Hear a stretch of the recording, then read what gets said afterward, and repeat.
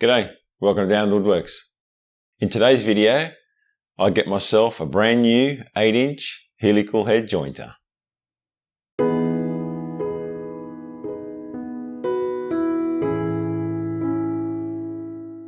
The jointer is the Carbatec model JN-X200C, and the day I organised to pick it up, of course it's raining.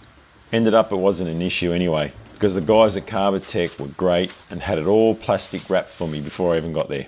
First box I opened was the base unit, which was really well packaged. The base is deliberately put in the box upside down so you can access the extras that are stored in there when you open it up, but I couldn't tell which way round mine was because of the wrap, but it wasn't a problem anyway. The extras include the drive belt, the belt cover, a bracket that's not shown in the manual, so I have no idea what it's for,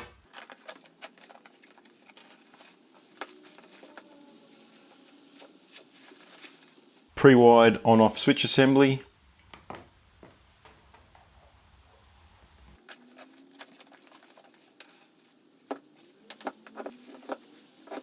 the Jockey wheel for the cabinet, which makes it easy to move around, a pack of nuts, bolts and screws with 4 or 5 different size Allen keys, and the dust collector flange. Also included with the jointer were 2 push blocks. Time to move out the old jointer to make way for the new.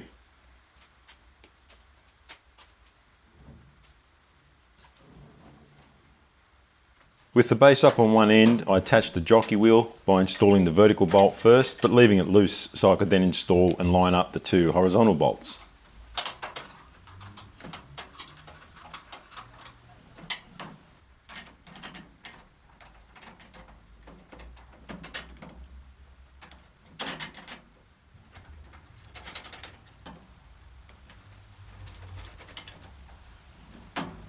Once they were all in, it was time to tighten everything up.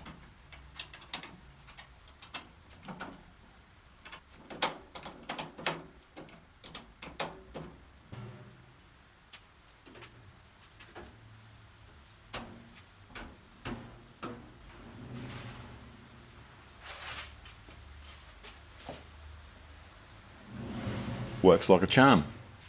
The jointer assembly was very well packaged in its crate, which was very heavy by the way, so I had to wait for my neighbour to give me a hand to move it and to lift it onto the base. I didn't film that bit because I didn't want you to see me pulling weird faces and making strange noises. The jointer attaches to the base with 8 socket head screws, which all lined up nicely, and most of them were easily accessible, except for the ones around the dust chute. To solve that problem, I just used a ratchet and very long socket extension with a socket and Allen key at the end, which made it really easy, so I just used it for all the screws. With the jointer in its final position on the base, I could do the belt alignment and tensioning. My old router lift was perfect for supporting the motor and allowed me to lower the motor in a controlled way to set the belt tension. The manual says that correct tension is when the belt has 1 inch of deflection at the center span of the belt. Once I had the tension right, I used a straight edge to make sure the 2 pulleys were aligned correctly. The bracket for the on-off switch bolts to the back of the infeed table.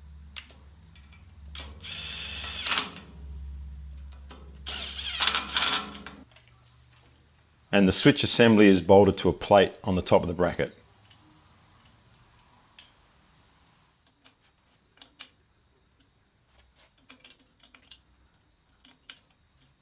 The motor cable is passed through this hole in the base and just plugs into a pre-wired lead from the motor. Simple.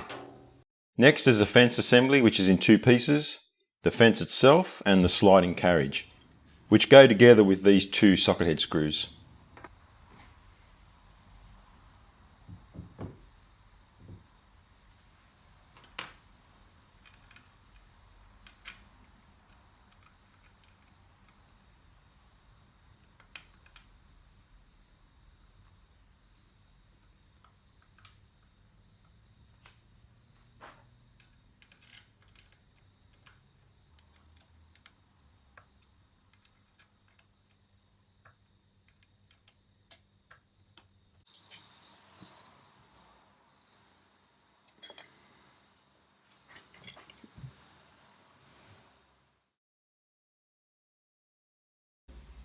Once that's together, the whole assembly attaches to the jointer with these 2 socket head screws.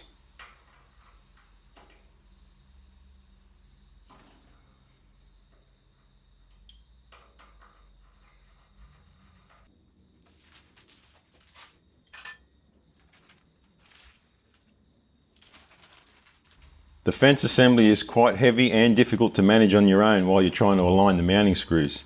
I suggest getting some help with this part. I did persist on my own though, off camera, and got it all bolted up. With that in place, I could give all the machine surfaces a good wipe down because they had a liberal coating of oil to protect them from rusting.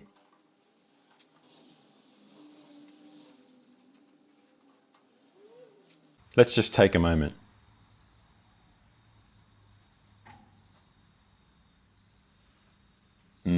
Nice. The underside of the fence has a small mating surface that should sit flat on the table, but you can see here it's only contacting at one point. To adjust the alignment, I loosened one of the mounting screws on the sliding carriage and used a wedge to raise it slightly until the fence was sitting flat on the table.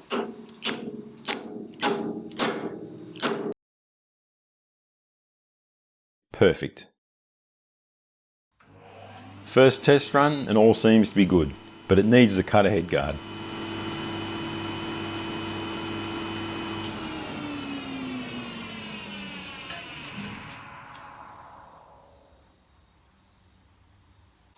The mounting post on the guard has a flat section on it that has to be rotated around to line up with the locking screw and to bring up the spring tension. To turn it far enough to do this, the fence needed to be raised.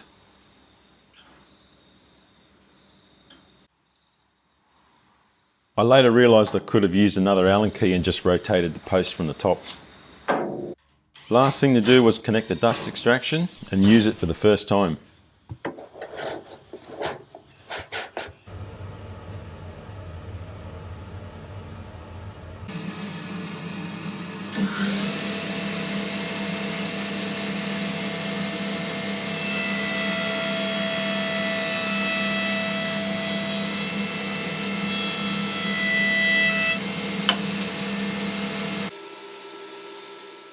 The cut quality from the spiral cutter head is so smooth and it felt effortless compared to my old jointer. It was also very satisfying feeling a slight suction between the outfeed table and the board when I picked it up. I also wanted to mention that I did check the alignment of the infeed and outfeed table to make sure that they were coplanar and level with each other, and they were. Luckily for me, straight out of the box, they're spot on, so that's good. To say I'm happy with the jointer would be an understatement. It's a beautiful machine. It's a pleasure to use, and I look forward to using it for a lot of upcoming projects. Well, that's it for this one. Thanks again for watching along. If you want to know what I'm up to in between videos, you can follow me on Instagram. But until the next one, you guys all have a great day.